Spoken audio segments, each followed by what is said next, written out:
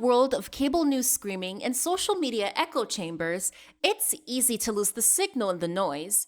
Every day, policy is debated, votes are cast, and your tax dollars are spent. We cut through the headlines to bring you the critical context you need, focusing on what's really going on in news and politics. Welcome to the Analytical Iowan Podcast. This is your daily dose of fact-driven politics. Let's analyze today's news. Here's Eric. We are back on the Analytical Iowan Podcast. It is Sunday, December 14th, as you are listening to this. And of course, we've got a lot to talk about because there's always a lot to talk about. Now, Donald Trump is threatening to sanction the International Criminal Court.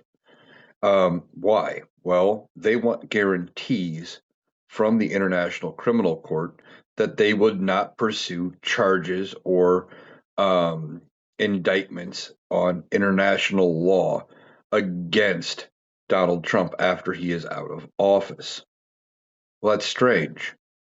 If everything Donald Trump is doing is above board, why would they need guarantees? Could it be that maybe everything he's doing is not above board and that there could be potential for charges such as war crimes? Maybe.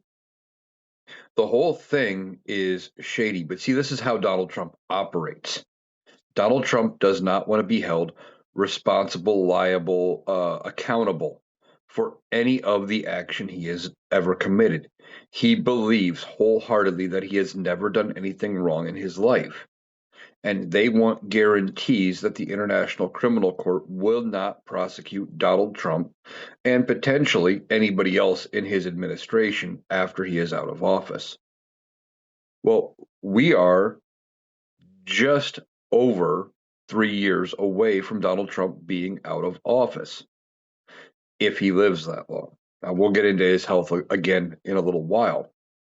But if he makes it to the end of his term, he's got 3 years left. Why is he worried about it now? Does he know something we don't know? Are the things I've been talking about potentially going to come to pass? Again, maybe. This whole thing with the International Criminal Court is just causing me a lot of questions. You know, he's threatening major sanctions against the court. Now, what could the sanctions do? I have no idea. You know, I don't know what we could pull off with sanctioning the International Criminal Court that would actually end up being meaningful. I mean, we don't fully participate in the International Criminal Court anyway. You know, there's reports that we don't turn over certain people who have been charged. And there's a lot going on with the International Court that I am not fully versed in. I'm not as well versed in the international stuff as I probably should be. But remember, the International Court is where when there's charges formed against world leaders, things like that, that's where they get brought for violating varying world treaties. Like Saddam Hussein, when he was still alive, he was wanted by the International Criminal Court, I believe, for his actions in invading Kuwait. I could be wrong about that. You know, and that's where they also bring charges necessarily, you know, sometimes for things you do within your own country. And then it's up to whether or not your country turns you over or if there's a regime change, things like that, if you actually get held accountable.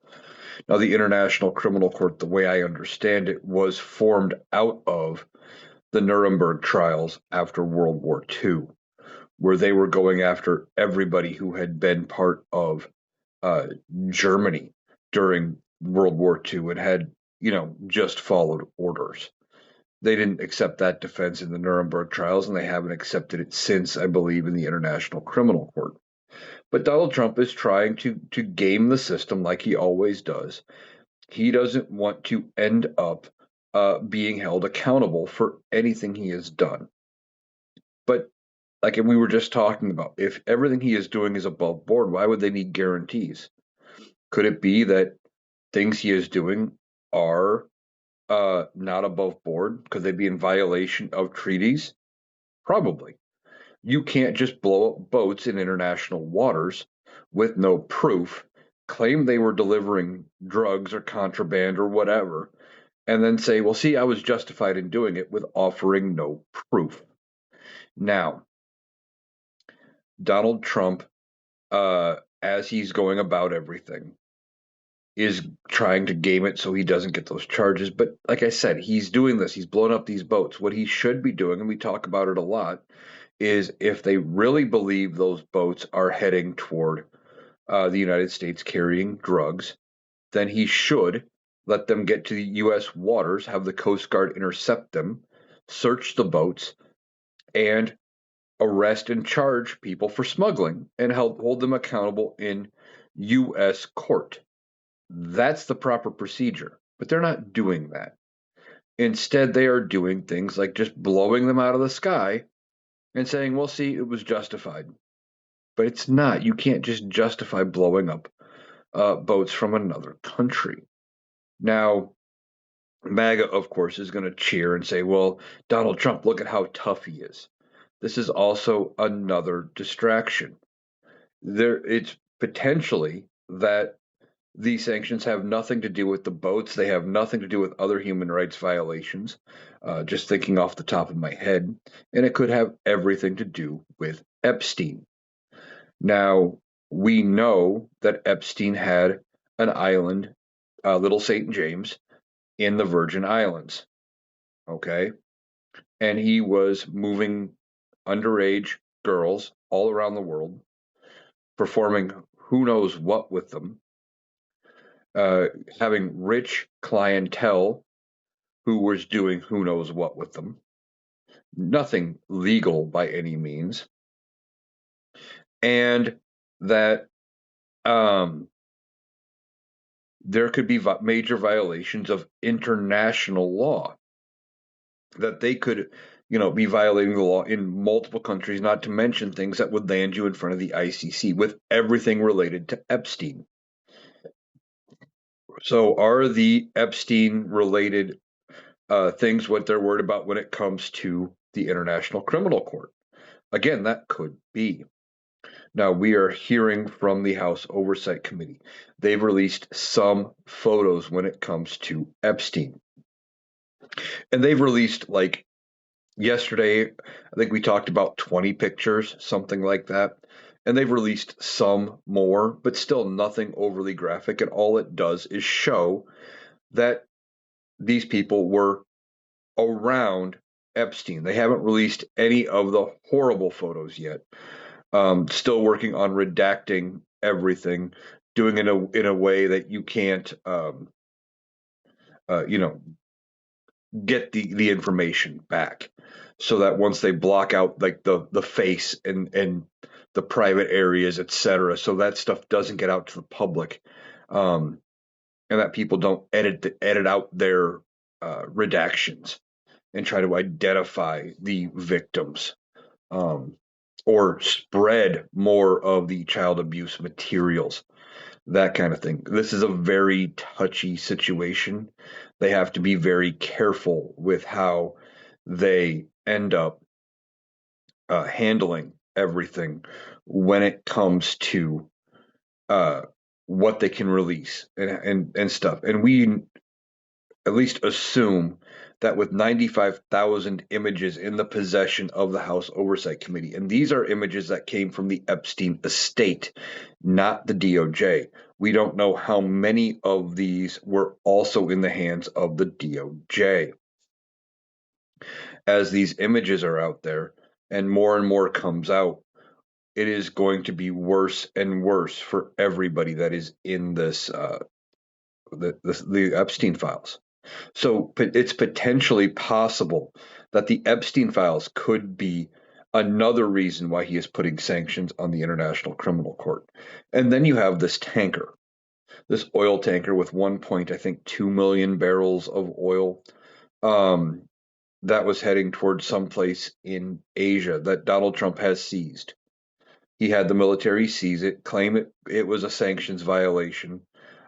Supposedly, it was flying the wrong country's flag, but with it being this administration, it is hard to believe that that is necessarily true. They have proven time and time again that they won't necessarily release what they have as far as credible evidence, and they will just say things and hope that we believe it. Um, there's a lot of things you can point to. Unfortunately, MAGA will not believe it. They will find a way to explain it away. Um, so with this tanker, that could be again, if it wasn't seized correctly, etc., and it turns out to just straight be piracy, that could be something else this administration is worried about as far as the International Criminal Court. So is any of that why Donald Trump is trying to pressure it? Is it just trying to distract away from all of those negative things, maybe distract away from the economy and make him look like the tough guy? Could be.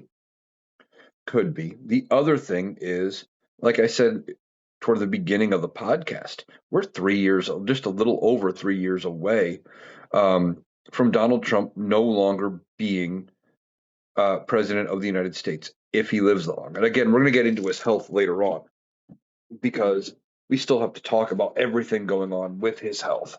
But this whole thing, as he is staring at 3 more years of presidency, I've been questioning at what point do the Republicans walk away? Politicians care about their own power above and beyond everything. I mean, caring about whether or not you have power explains how we have Chuck Grassley here in Iowa as a senator who is 92 years old and wants to run for re-election in 28 at 95. He is the highest ranking Republican in the Senate. He is currently, as long as Republicans hold the majority in the Senate, he is third in line for the presidency. That's a pretty powerful person. Caring about whether or not you get reelected is one of the things at the forefront of every politician. Okay. And there's a bunch that are not seeking reelection. Some of them are dropping out to run for other races, you know, they're going to run for governor of their state or they're going to run for Senate or what have you. But a bunch need to be reelected. Now, at what point do the Republicans say, okay, our future, we still have one. Donald Trump does not. At most, he has got till January 20th, 2029. He is not eligible to run for reelection. We don't have the votes to change the U.S. Constitution in time. To pass an amendment to make it so Donald Trump could run for a third term would require 2/3 of the House, which is like 290 members of the House. There's only like 220 Republicans right now. And come January 5th, there'll be 219 when Marjorie Taylor Greene resigns. And there's going to be more resignations potentially coming as the fallout continues and as Donald Trump starts to crumble with everything going around him. And as it all goes down for Donald Trump, he is going to take the Republicans with him. So at what point do the Republicans say, okay, enough is enough, and we got to get rid of this guy? Now, is he worried about that? Is that why he is going after the International Criminal Court? Because he's afraid that he may be out on his ass sometime between now and January 20th, 2029. See, and if he's not, somebody in his administration is, I think. Because Donald Trump doesn't look that far ahead typically. Donald Trump, when it comes to getting out of problems, he is only worried about now. He is trying to shift and divert and distract and delay away from things that are going on right now. That is why he signed off on the Epstein files. Okay, you remember almost a month ago now, the Epstein files were due for a vote in the House of Representatives with a discharge petition. Now, they delayed it like 6 weeks thanks to Mike Johnson keeping the House out of session while they tried to pressure Democrats to open the government back up. And I'll come back to the government shutdown here in just a minute. But he kept the House out of session for 6 weeks. And that delayed a vote on the Epstein files for 6 weeks. And he kept getting a win there. And then when they couldn't delay it anymore, suddenly what does Donald Trump do? Oh yeah, vote for him. I want you to release the files. Do it. Go ahead and release them. It's cool. Go for it. Really, he was okay with releasing the Epstein files after forcing a delay for 6 weeks.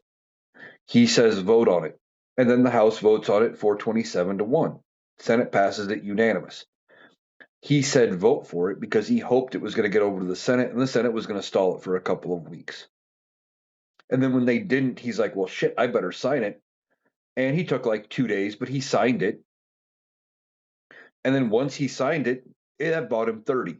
And now they're trying to find a way to avoid releasing the Epstein files. And as you are listening to this, we're about 5 days away from the Epstein files supposed to be released. So by the end of next week, everything is supposed to be released in a downloadable and searchable format. Now, what does that mean? Well, if everything comes out like they say it is supposed to, um, it is going probably the rest of the year after that is going to be spent with people and tons of news stories of what did people find, what is in there, there is going to be major blowback from all of this. We're already seeing some of it. I talked about those pictures that had come out, and people are already spitting up and getting pissed off at certain people. Bill Clinton, Bill Gates. No question that Steve Bannon was there. Donald Trump had been in a photo with 6 of what appears to be the survivors. Now, it could be pure coincidence, but it doesn't seem like it would be a coincidence. He ends up in a picture with 6 of the survivors, all at the same time, all at the same event, and the image somehow just happens to end up in the hands of the Epstein estate, but it's all above board, and Donald Trump didn't do anything with the victims.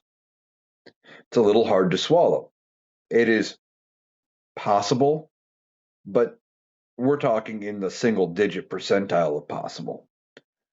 I mean, the whole thing, as more and more come out with this, and as we dig through what is in the files, Donald Trump is going to start losing his mind.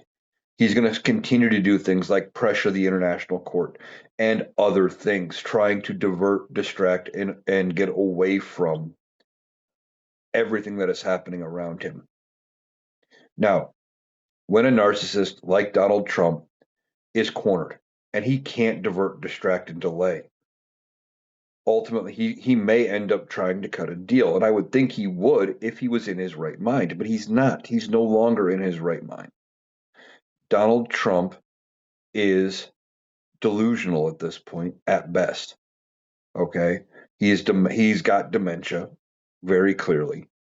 He's sundowning. We've talked about how he spends all night posting on Truth Social. Just the other night, I think it was last night, he had like another 3 hour posting spree where he was going at a rate again of about one a minute, not reading, not comprehending anything he was posting. He was just rapid fire stream of consciousness as he was thinking about something, as he was scanning through Truth Social and other places. He found something that made him look good, or he thought made him look good. Send it out. Didn't matter if he found it again 10 minutes later. He'd forgotten that he'd already sent it out. Retweet, repost, all that stuff. Donald Trump is not in good health. The stress from the Epstein files, the economy, all of it is going to come crashing down around him. Now, I was talking about Donald Trump knowing, or at least wondering, if everything is going to come crashing down around him. And it's entirely possible, right? Um, like I said, he's worried about the International Criminal Court coming after him. Well, he's got 3 years left, but they're worried about when he's out of office. So why would he be worried about it now? Well, I've said before, Republicans are going to be worried about them getting reelected. And at some point, they're going to have to decide whether or not they need to stick with Donald Trump, or if it is more beneficial to them to cut ties. And as everything comes out with the Epstein files, as the economy goes to shit, if they don't pass anything on the Affordable Care Act, come back to that again in a little bit. Um, as all of that is going on, the um, Republicans are going to have to decide: is it time to cut ties? Do we impeach and remove him? Do we use the 25th? And with his health, we see the sundowning. We see the signs of dementia. We see him sleeping in public, falling asleep in cabinet meetings, and falling asleep in it. Basically, the minute he gets done talking and he passes the mic to somebody else, or here, you take over, you talk for a little bit, you see him. He just kind of starts to drift and doze, and then he pops back up. Earlier this week, he had that meeting with where he was talking about bailing out the farmers, and I don't even know if that bailout has happened yet, but they were talking about it and how it was going to be 11 or 12 billion dollars. Far cry from the money that was actually just going to be purchased from China or in soybeans from China, yeah, and that it was going to help farmers or whatever. And all of a sudden, he pops up $12 billion, like he knew that that was the big talking point because it sounds impressive. But when China had originally intended before Donald Trump fucked around with the tariffs to buy $20 billion of soybeans, and that's just soybeans, that changes things, and that's not enough to actually offset all of it. So he was drifting off in public, right? With his health being an issue. Do they use the 25th Amendment? Now, that would take J.D. Vance and a chunk of the cabinet to move on Donald Trump. And that meant having the cabinet full of nothing but sycophants of Donald Trump is going to make that hard. However, we've been talking about how there's been a move to potentially impeach and remove several members of his cabinet. Certain members are going to be facing um, some serious questions and some serious pushback as they're looking at potentially questioning Pete Hegseth over the boat strikes. You've got Kristi Noem, ICE, um, basically was told by a Democrat that we're going to impeach you, we're coming for you. You either need to get fired by Donald Trump, you need to resign, or you will be impeached. Now, those are pretty strong words, and I wonder if they actually have the votes to do it. But Republicans could be making the moves behind the scenes. I've said it before. I think, now, I'm not in Washington, D.C., I'm not up on Capitol Hill. Okay. I'm just a guy in his living room in Iowa talking about what I think is going on. But what I think they're doing, because it makes sense, is that they're having closed door meetings. Okay. And Donald Trump would never know about these meetings. Now, he may know the meeting happened, but he would never be told the real reason as far as what is being discussed. And I think they are discussing what to do about Donald Trump. Do they move away from Donald Trump? Do they walk away? Do they run away? Do they say, no, Donnie, we got, you're too impaired. We got to go with somebody else. Now, he will never admit that he is impaired. He's talked about having these cognitive tests. He's talked about having an MRI, but doesn't know what they were looking at. But it was the best MRI ever. Everything was perfect.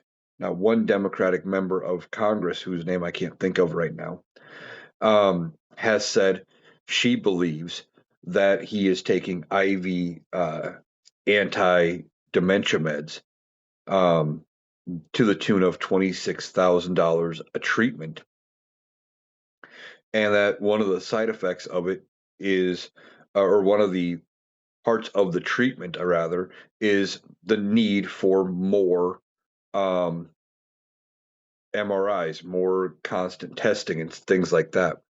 So we know he has had a couple of physical exams already this year. He's had uh, two, one of which had an MRI. Now, he doesn't know what the MRI was for. Um, but according to this representative, um, it is entirely possible that it is because he is on anti-dementia drugs that could lead to him needing advanced imaging and more cognitive tests. Now, Donald Trump himself has just came out a few days ago saying he had aced a third cognitive assessment. And he talks about how nobody could pass him. Nobody could pass the Montreal Cognitive Assessment. I encourage you to look up the Montreal Cognitive Assessment. If you aren't familiar with it, the Montreal Cognitive Assessment is something that most children should be able to pass. They ask you basic questions. Correlate the numbers 1A to B, 3C, and basically connect those dots. Can you do that? Do you know what year it is? Do you know who the president is? Do you can you remember 5 words for, I think it's 10 minutes, it might be half an hour, whatever the period of time. It's not that long of a period of time, but they give you a list of 5 words. And that one might be the one that trips up a lot of people because it's a tougher question. Don't get me wrong. I know a lot of people who can't remember a list of words for very long, but that's only one part of the exam. Then they ask you things like draw a clock. And can you correctly draw a clock face, an analog clock face, not a digital? And can you write in, can you draw it to a specific time? And how close do you get? Now, they're not looking for artistic ability. They are looking for, do you get it roughly right now? A lot of people can't draw a perfect circle, but you can get close enough that you know what's going on, right? And they're looking for how shaky your hand is as you're drawing it. Like, are you having trouble concentrating as you get that circle right?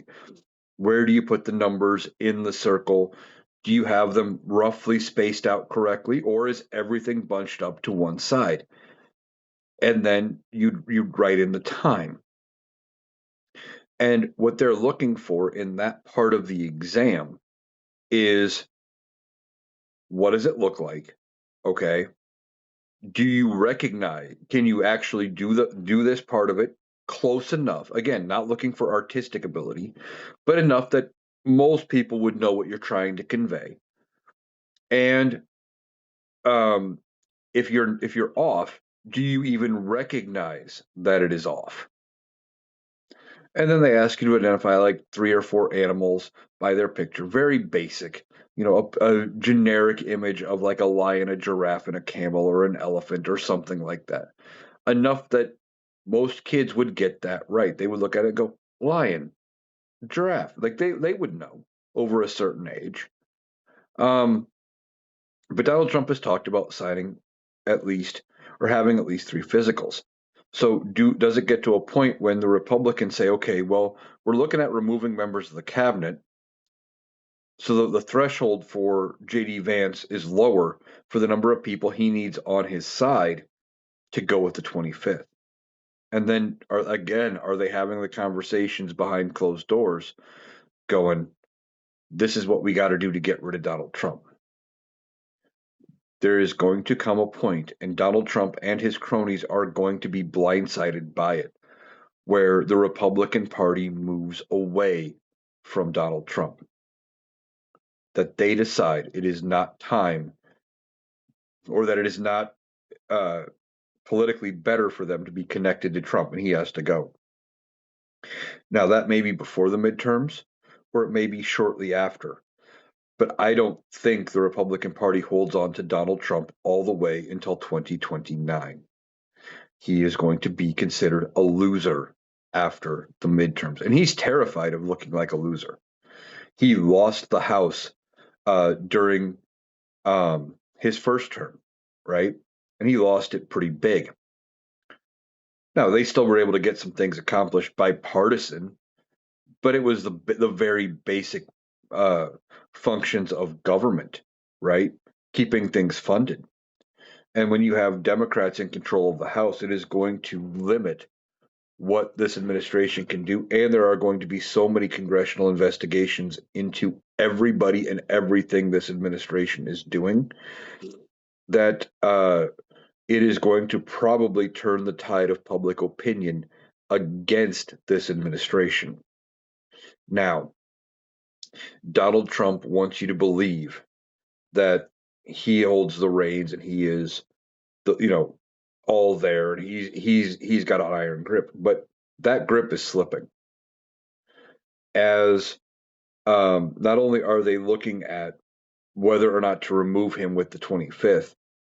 We've been talking about the Epstein files and how maybe it connects to the International Criminal Court, but just in general, I've said a lot that the Republican Party cares about the Epstein files. The MAGA voters care about the files. And that's why they voted for 27-1. They tried to push it under, but once the public got behind it and they realized that they would have to answer to their voters on whether or not they voted to protect people who have harmed children, that they had to make a tough choice, and they decided to release the files regardless of what this administration had said. Remember, up until like 2 days before that vote, Donald Trump had said things like, well, if you vote to release the files, you're hostile to this administration. He was fighting as hard as he could to not release the Epstein files. He was trying so hard. He was so desperate to not release the files. And then when he saw the writing on the wall, he decided against it and said, okay, well, we got to do something. We got to make it look better for me. That's a classic narcissist move. They'll buck something up until the point when they have to um, side with it because that is the better option for them. They only care about how things are perceived for them. Now, with the Epstein files, could the Republicans use that as a way to get rid of Donald Trump? I think they will. I really do. I think they will use the Epstein files as a way to get rid of Donald Trump.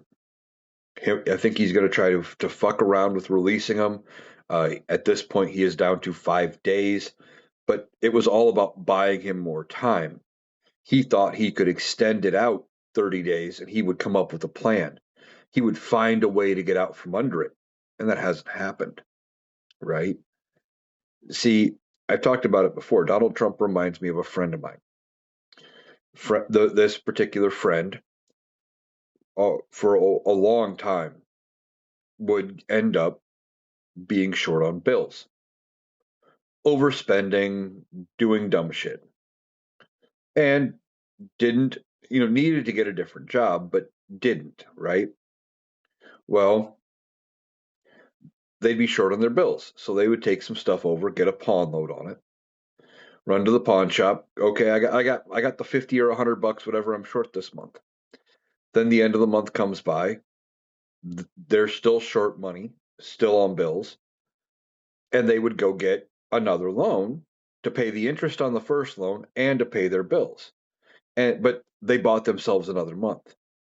It got to the point by the end, before he ended up having to give up on everything and letting the pawn shop just keep it all, that he was paying them 2 and 3 days at a time, but he was paying 2 and 3 days or a week. Well, all my paychecks here, I can only pay for 7 days. And he'd buy himself 7 more days, but he kept telling himself that this is the weekend I'll find something at a garage sale. This is the weekend I'll see something on Facebook Marketplace that I can buy for $20 and I can sell it to the pawn shop for 100 and I can get something back. Or I'm gonna come up with a little bit more money. Now he did. It's the way he finally got out was by getting a different job and actually, having more money. But it took him years to figure it out. But he kept focusing on, I just got to get myself a few more days. I got to get myself a few more days. And that's what Donald Trump is doing with the Epstein files. Just trying to buy himself a few days at a time. He wants to protect himself, to save himself from any embarrassment when it comes to Epstein. He doesn't want to release them as this all comes out. He is trying to buy himself some time. But when it all comes out, and if he fucks around with it, the Republicans might say, yeah, I got to answer to my voters. It's all about getting myself reelected. It's time. We got to move away from Donald Trump. And they may end up voting to impeach and remove him. And I think somebody in his administration is seeing that coming and is trying to do things like this pressuring of the ICC, the International Criminal Court, to not go after Trump when he's out of office because they're worried that Trump will be out of office sooner than January 20th, 2029. Now, I want to go over something when it comes to J.D. Vance becoming president. J.D. Vance becoming president is actually not going to be as bad as having Donald Trump in office. Is J.D. Vance as dumb as Donald Trump? No. He is actually smarter than Trump. Not by much, but he's smarter than Trump. J.D. Vance is also not battling dementia and other cognitive issues. So he is not going to be having those issues. Plus, J.D. Vance will listen to advisors. Okay. He will get better people and he will be able to get better people around him. Donald Trump got who was available. He wasn't able to get the best people. Now, don't get me wrong, during his first term, he burned through advisors too. And he burned through people in the cabinet, but they brought people in who were, for the most part, relatively qualified. Now, like Bill Barr for Attorney General. He had been Attorney General under George W. Bush. He had done the job before. Despite all of his faults, he was qualified to be the Attorney General. And for the most part, the DOJ operated the way it should have during Donald Trump's first term. It was independent of the administration. He did his thing. Sure, he did some things to help Donald Trump, but they were still operating independent. Pam Bondi, on the other hand, is just Donald Trump's lapdog and doing whatever he says. He says, indict this person, she's indicting him. I did not expect her to be doing that when she got promoted, considering she had been state attorney general. I thought she would have more integrity, but she apparently does not. Now, J.D. Vance, when he becomes president, a lot of these people are going to be gone. Maybe not all at once, but I think people like Dr. Oz, people like RFK Jr., Pam Bondi, Kash Patel, Linda McMahon.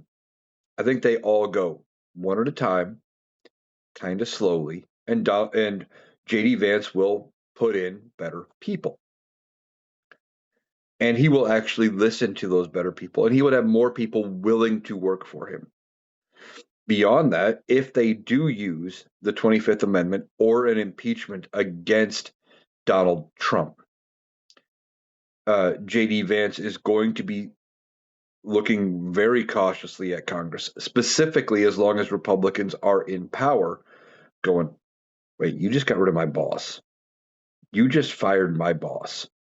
I'm going to be walking on pins and needles and eggshells trying to make sure you don't do it to me because you could do it again.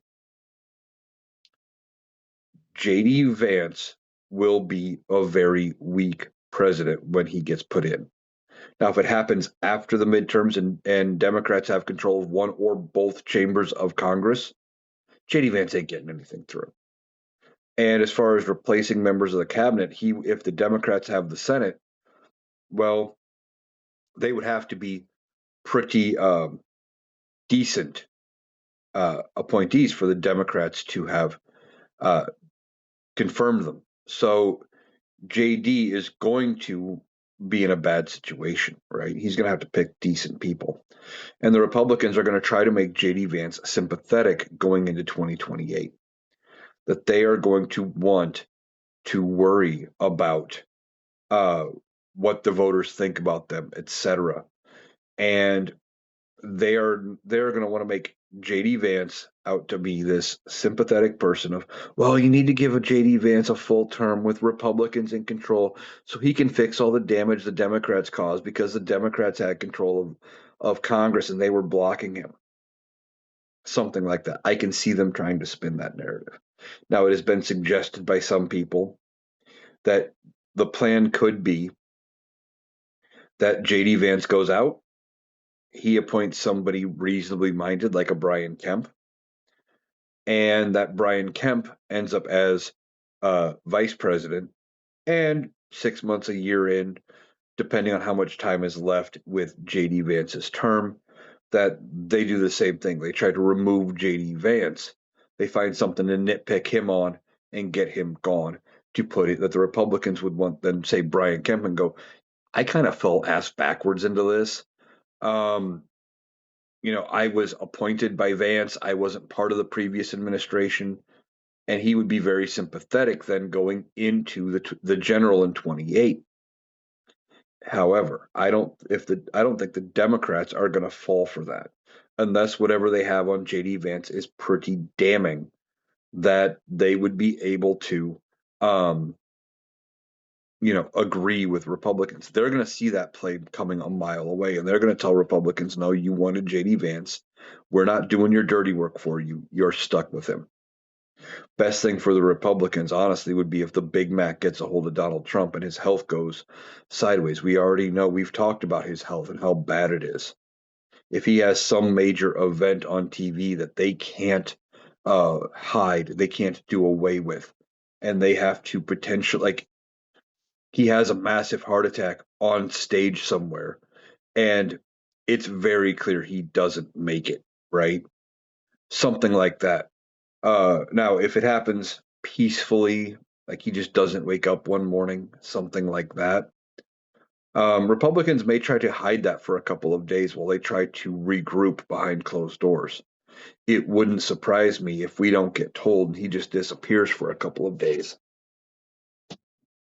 We've already seen him kind of do that a couple of times where he has disappeared out of the public limelight.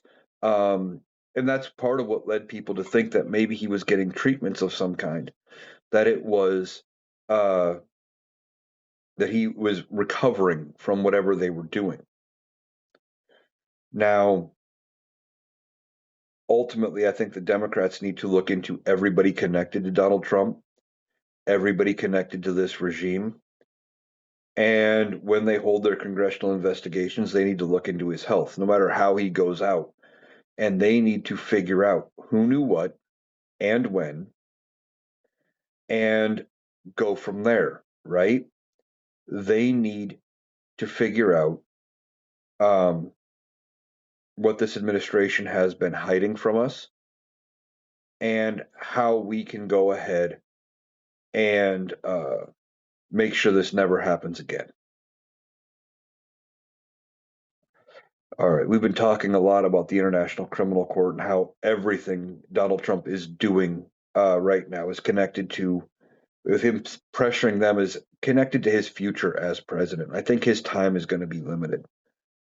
I would be very surprised if he makes it to the end of 2028, if he makes it to the end of his 4 years.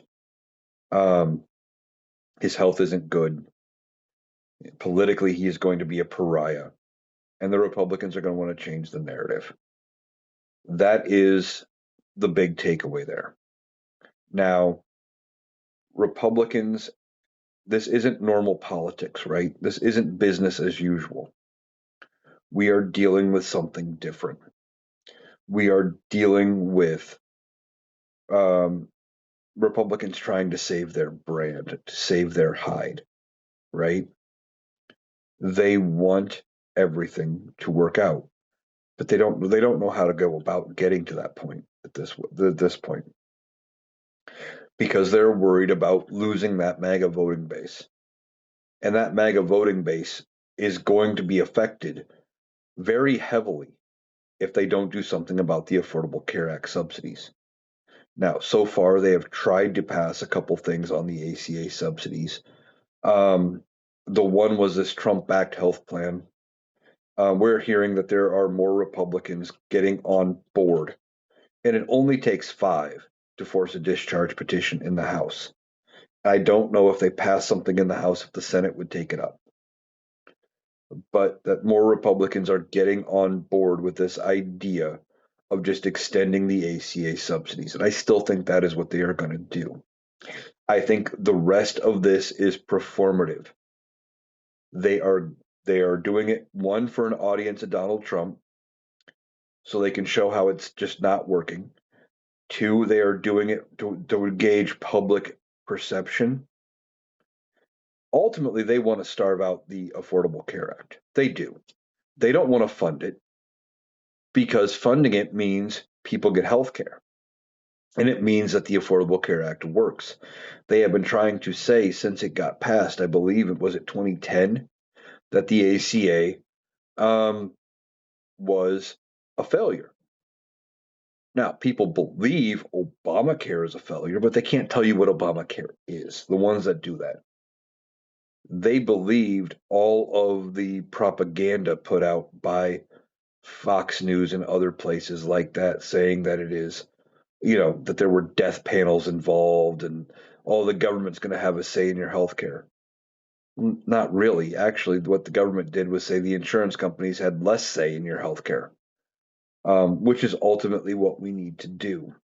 Now, where do we end up with the Affordable Care Act subsidies?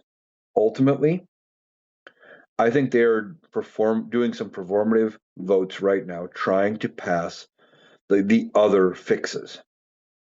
And when they're not passing, I think what they're going to do is pass a 2-year stopgap, kick the ACA subsidies as they stand down the road to 2027, to the end of 27. Why? Well, I think the Republicans, this all kind of ties back into, in part, what we had been talking about earlier. But I think twofold. One, I think the Republicans can get Donald Trump to sign off on it by saying, look, we've been trying to pass your plan, okay, but we need more time to get it perfect. And we need more time to make it work exactly right because you don't want to look like a failure and a loser when it doesn't work the way we promise, right? And of course, he'll say, I don't want to look like a loser. I don't want to look like a failure. And he goes, and he'll just say, they'll tell him that we need more time to draft it up and to get it right to make sure it works the way they want it to and that it is going to actually fix things. Now, do they have any intention of actually passing his plan? Probably not.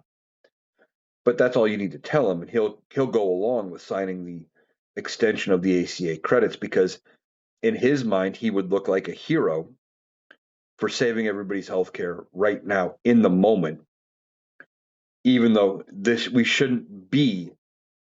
What is today, the 14th? We are 17 days away to the end of the year. We shouldn't be 17 days away from some people's healthcare going up to at least 400% what it was now. Some of those prices I have seen are going to be absurd, and people will choose to not get healthcare if these are allowed to expire, so that they can tell him that. Okay, and I think the 2 year is perfect because they don't have to really answer the questions when it comes up in the election next year, as far as people who are up for election, which would be the entire House and 1/3 of the Senate. When the reporter says, "Well, what do you say? What are you going to do with the ACA subsidies?" Well, we've got till the end of 2027. We're going to get to work. We're going to start looking at ways of seeing if we can make it better. And if we can replace it with something better, that's what we're going to do. If not, we will figure out what we have to do between now and 2027. They could give a generic answer like that and say, well, basically, we'll deal with it when we kick the can down the road. And if the Republicans lose control of both chambers, well, Democrats are in charge. Then Democrats have to be the one to deal with Donald Trump. But it could also be the thing where 2 years gets them past Donald Trump. If everything we were talking about earlier, because of the paranoia from Donald Trump, if other Republican members are looking at it going, yeah, there's paranoia here. There's something coming. We're going to get rid of him, or his health is going to get him, or whatever. If any of that is going to come true, maybe they're looking at it going, if we can get him to agree to 2 years, we'll have to deal with JD Vance then. And JD Vance would be, again, the better option. JD Vance would listen to advisors. He would listen to Congress. And when they say, hey, this is the best deal you're going to get, you need to take it, well, he's going to take it. So I think ultimately we're going to end up on a 2 year extension of the ACA subsidies. I don't think they want to do 1 year. I really don't think 1 year is going to pass because then the next election is going to be entirely about healthcare and probably the Epstein files. But a big chunk of the next election would be on the ACA subsidies. And Republicans know if they come out saying that they're going to repeal the ACA without a plan, etc., that they'll get just utterly destroyed in the election. Now, I talked a little bit earlier about the government shutdown and how the Democrats did cave on healthcare then. I said I'd get back to that. Well, I'm coming back around. Um, as far as the Democrats not taking care of this uh, with the government shutdown, they weren't really given a choice. If they wouldn't have given in when they did, the government would probably still be shut down. Now, some of the things that they got out of funding the government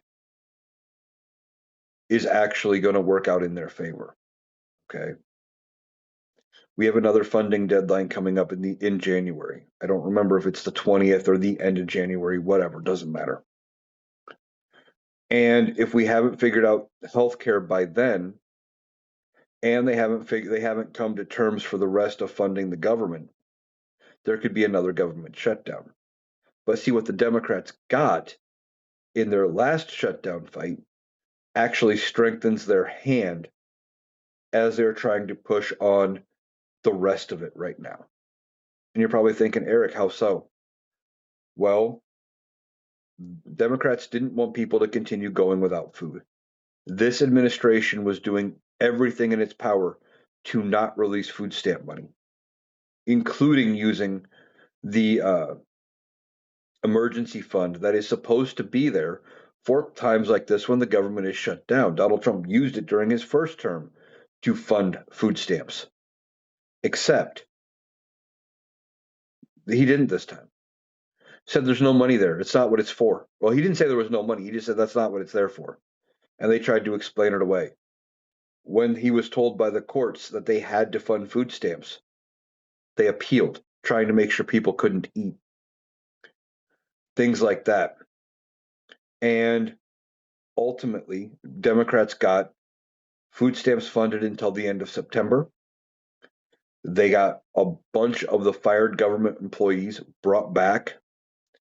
Um, they turned around and they got some other considerations that they weren't asking for initially. Now, I really thought what was going to happen with the government shutdown fight is they would have gotten all of those conditions after they had gotten the Republicans to agree to like a 2-year extension on the ACA subsidies. However, Democrats even offered them just a 1-year straight extension, and the Republicans wouldn't budge.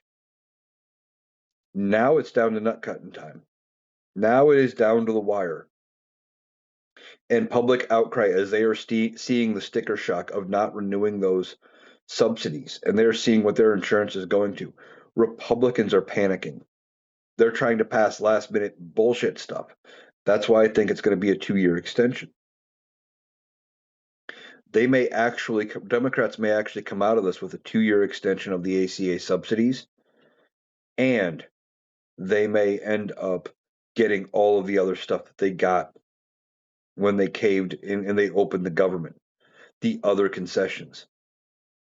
Now, if the ACA subsidies expire and people start being hurt, we need to hold Democrats accountable just as well and start primarying out those that we can. Now, when I say that, I mean the ones in districts that we will win regardless. Now, I know he is no longer in the Senate, but I'm going to use him as my example. If you have somebody like a Joe Manchin in West Virginia, where somehow was able to win in a very red state or a red district, not a purple swing state or something like that. We're talking, where the majority of all elected officials across the state are Republican, yet you have a Democrat who can win. That's not the guy you primary. You take the ally where you can get them for now. You make sure you get back in power, and then once you're in power, then you worry about you know getting rid of that person and bringing in somebody else. You use the people you can get when they are winning in areas where they shouldn't. Okay. So we're going to be watching all of that go down. Now, as more and more details come out over the weekend, going into next week, as we get closer to the Epstein file release on the 19th, expect more and more panic from this administration, more and more crazy shit. I fully believe there's going to be more crazy shit. I mean, there's already a lawsuit. The last thing I want to touch on real quick, speaking of crazy shit, I'd almost forgot about this story, that the administration was sued by a civil liberties group for the deaf, trying to force this administration to provide sign language interpreters at events. And not every time is there going to be somebody available to sign, because Donald Trump takes questions from the press a lot of times at random events. I think they are only looking at the scheduled known quantity events, like, hey, we're doing a press conference today at 2, and then they bring in a sign language interpreter. And the DOJ is trying to defend not providing that sign language interpreter. Why? Because they say, well, that prevents the administration from being able to control the narrative about what they're actually doing and what's going on. What does that actually mean when you think about it? Well, I think it means that they're lying about what they're doing when they release press events, and when they release clippings and stuff. They want to control, who gets access and which reporters are going to be there, if there are reporters, so the event gets covered the way they want. They get the message out that they want. You know how Fox News likes to spin and only show parts of clips and stuff to make it sound like things aren't what they really are. That's what this administration wants to do. And not having a signer there takes at least a section of this country, and I don't even know how many deaf people there are in this country or even worldwide, but the people that would require a sign language interpreter would not be able to have access necessarily to the event and to see what's going on in real time. They would have to rely on transcripts and media reports that they could read, things like that. And not always does closed captioning work as intended. A lot of times, closed captioning is done pretty much, I've seen it done, where it's done live. And that doesn't always get the same message across that is actually being conveyed in the moment. So this administration is trying to defend a lack of accessibility, even though they want us to believe that they are the most transparent administration ever, by saying, well, it's fine. We're going to do this, and we're going to go ahead and have not have the interpreter. It's fine because we want to control our story. Well, that's bullshit, and they should lose. This should be an easy case. But that is just some more of the crazy shit that this administration is doing. So I want to thank you for taking the time to join me today. That's going to do it for the Analytical Iowan podcast. I'll be back tomorrow. There's always stuff to talk about. Keep an eye out for me over on TikTok. I know the last few days I haven't had as many TikToks posted. Work schedule's been a little hectic. They changed my schedule again. Had just kind of gotten into a routine, and I got moved around. So readjusting to a new schedule, trying to figure out the best way of getting them recorded, getting them posted, all of those things. But keep an eye out for me over on TikTok at Analytical Iowan. And I'll be back tomorrow with even more, because there's always stuff to talk about. Thanks for listening.